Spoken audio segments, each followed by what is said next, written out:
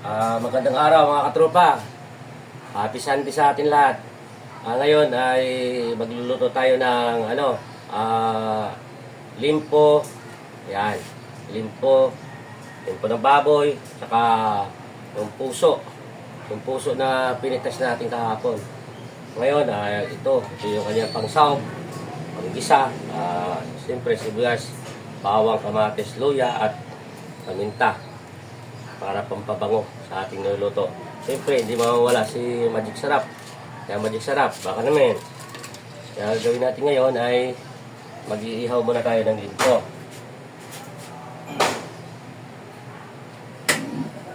Yan. Iihaw po muna natin ito para medyo mamula-mula. Para at least pag natin mabango iluto. Yan. Iihaw na tayo kasi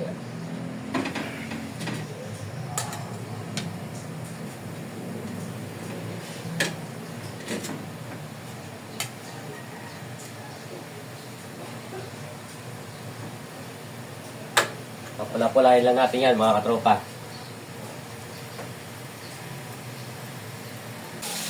Kaya habang nag-iihaw tayo, mag-ihiwa naman muna tayo ng puso.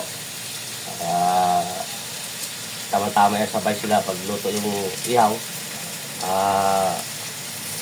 Hiwa na rin yung puso natin. Yan, yan na.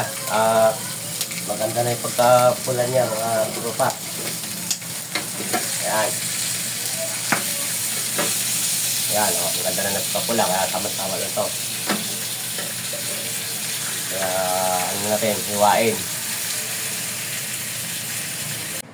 Yan na, mga katropa. Magigisa na tayo. Okay, bawang.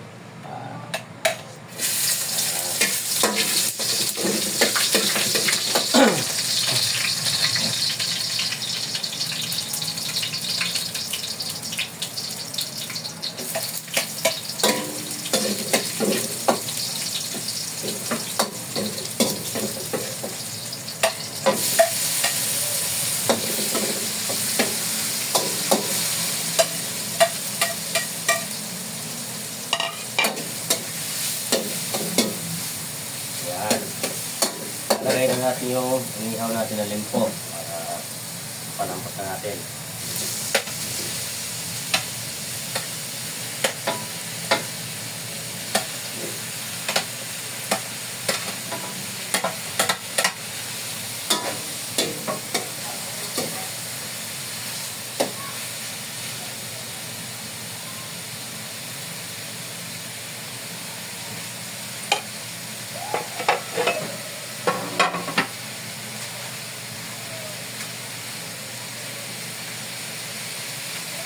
Yan, mga katropa. Antayin na lang natin lumambot yung ating baboy para ilagay na natin yung puso.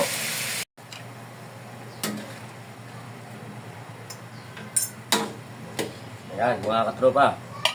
Malambot na yung ating baboy kaya ilagay na natin yung puso. Saging lang ang may puso. Pag antayin na lang natin lumambot yung saging at puso at tayo kakain na. Kaya pag-comments po kayo yung kanin to, karelate dito.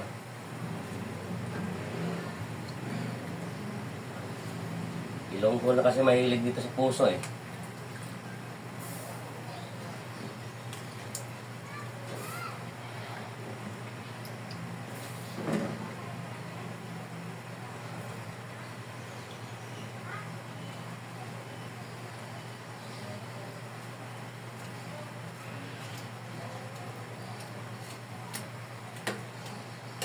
Yan.